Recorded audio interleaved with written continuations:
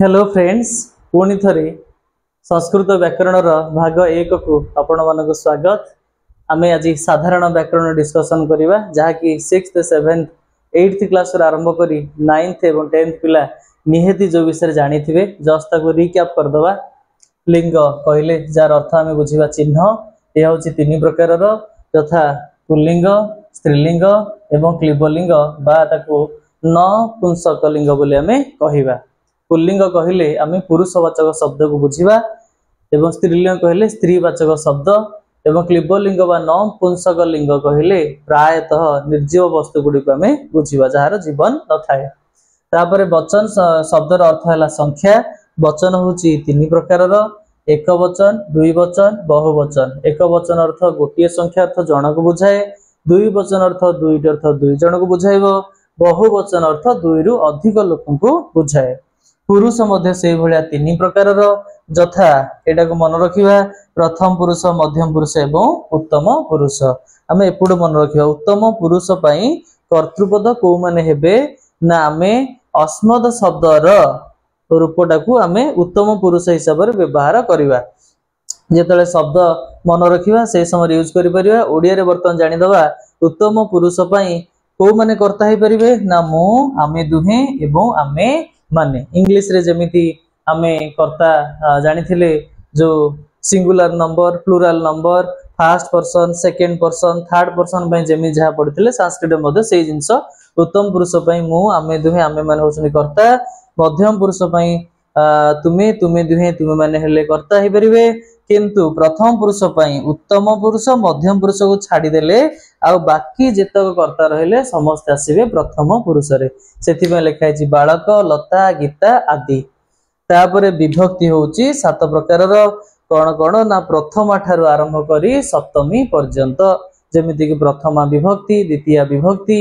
तापरे मु लिखि दउची देखि दवा। एठी हमें तृतीय विभक्ति चतुर्थी विभक्ति पंचमी विभक्ति षष्ठी विभक्ति एवं सप्तमी विभक्ति जानिले आमे विभक्ति होउची 7 प्रकार।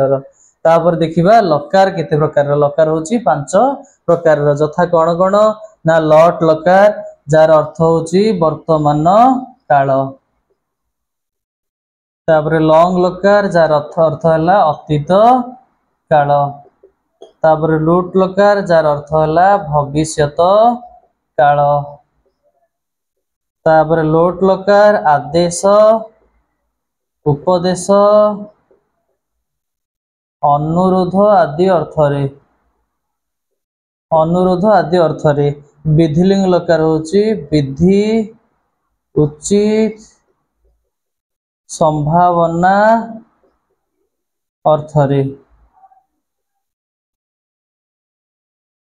ताले जान देले लकार होची 5 प्रकार लट लकार हेले वर्तमान काल। आमे जानिबा वर्तमान काल को जेंति मु जाउछि मु खाउछि एई टाइप रो सेंटेंस ताको शॉर्टली कहले कुआ जाय छि छु छ छा छे छंती जदी वाक्य शेष रहिला ताले सेटा लट लकार अछि बोले आमे जानिबा। लंग लकार होछि जार अर्थ अतीत काल। सेई भलिया खाइली गली आसिली एई भलिया टाइप रो सेंटेंस आसिले सेटा होछि लंग लकार। लंग लकार जेमिति कि एटा छिछु छछा छे छंती कहले सेई भलिया लिल्लू लल्ला ले। तापरे रूट लकार होची भविष्यत काल। सेई भलिया मु जीवी करिवी पढिवी लिखिवी एई टाइप रो होची भविष्यत कालर वाक्य। ताकू शॉर्टली कहले वाक्य शेष रे थिबो बिबु बब्बा बे। लोट लकार होची आदेश उपदेश अनुरोध अर्थरे जो वाक्य रे आदेश उपदेश किंबा अनुरोध दिया जाइथिबो अर्थ बहिटी को पढ़ एठाकू आस एई टाइप रो वाक्य होची लोट लकार लोट लकार रो। तापरे विधिलिंग लकार होची विधि उचित बा संभावना अर्थरे जेमिति कि मु जाई पारे संभावना तुमे पढ़िबा उचित एटा होची उचित अर्थरे।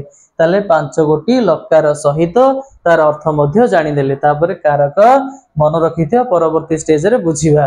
कारक होची केते प्रकार ना 6 प्रकार कौन कौन कर्तृकारक कर्मकारक करणकारक संप्रदान कारक अपादान कारक अधिकरण कारक। आ गोटे हला जेहेतु षष्ठी विभक्ति एथिरे नाही तेणु तार संबंध पद मोटे स्टार मार्क देके लिखि देछि संबंध पद रे षष्ठी विभक्ति हुए। मन रखिथिबा कर्तृ कारकरे प्रथमा विभक्ति, कर्म कारकरे द्वितीय विभक्ति, करण कारकरे तृतीय विभक्ति, संप्रदान कारकरे चतुर्थी विभक्ति, अपादान कारकरे पंचमी विभक्ति, अधिकरण कारकरे सप्तमी विभक्ति हुए। एही भली भाबरे आमे बेसिक संस्कृतर आरंभ ग्रामर गुडाक डिस्कशन कले। केवल गोटे रहला विभक्तिर चिन्ह। एतक मन रखि सारिबा परे आमे शब्द रूप धातु रूप पढ़िबा, तापरे ट्रांसलेशन आडकू जिबा। वर्तमान आमे विभक्तिर चिन्ह गुडे को मन रखिदबा। विभक्ति आपको शॉर्टली आम स्कूल टाइम रे सार जेतले पढ़ेतिले कहितिले प्रथमा से द्वितीया को तृतीया रे चतुर्थी को पंचमी रु षष्ठी र सप्तमी रे। आउ थरे कहि दोची हमहु जेतले स्टार्टिंग रे हम ए रूल टा सुनिलु हमहु भी टिके ऑड लागिला, तापरे अभ्यास हे गला। अब मन रखिया पे सहज हैला, अभ्यास हैला परे मन रखिया पे सहज हे जे। प्रथमा से द्वितीया को तृतीया रे चतुर्थी को पंचमी रु षष्ठी र सप्तमी रे।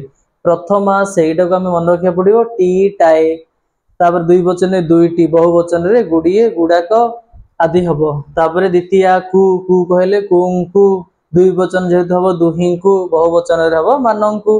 केवल एटा मन रखितले एगुडाक हे जिवो, कारण दुई वचन रे दुई करी गेले कहिबा, बहुवचन रे बहुवचन लगेगी कहिबा। तृतीया रे द्वारा, दुहिंक द्वारा, मानक द्वारा। चतुर्थी को सेई कुंकु, एठी मध्य कुंकु, किंतु एठी जो कुंकु लागिला सेटा होची पाई बा निमित्त अर्थ रे। एटा पाई बा निमित्त अर्थ रे आमे व्यवहार करिबा दुहिंक पाई, मानक पाई। पंचमी रु ठारु, दुहिंक ठारु, मानक ठारु। षष्ठी र कर, दुहिंकर मानकर। सप्तमी रे ठारे, दुहिंक ठारे, मानक ठारे। एई भली चेष्टा करिबा आज पढ़ा जाइथिबा बेसिक संस्कृत ग्रामर गुडी को मन रखिबा, एवं नेक्स्ट स्टेज रे हमें शब्द रूप धातु रूप को कवर करी ट्रांसलेशन को टच करिबा। बाकी जो मझिरे आउ जो ग्रामर गुडा रही गला ता से ऑटोमेटिकली धीरे धीरे पढ़िबा। धन्यवाद।